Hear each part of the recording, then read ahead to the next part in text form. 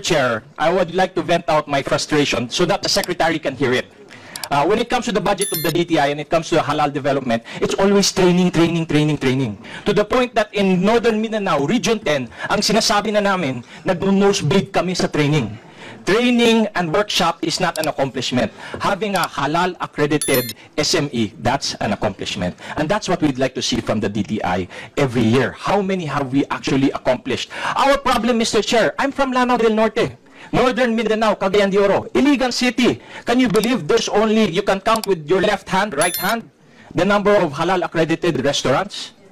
Why? Because halal accreditation is religious in nature. It's difficult for the government to assist when it comes to halal accreditation. Now the problem is when you're working with MILF, you want to give the MILF women livelihood. They have a product already. They cannot certify that, accredit that as halal. They have to find an accreditor.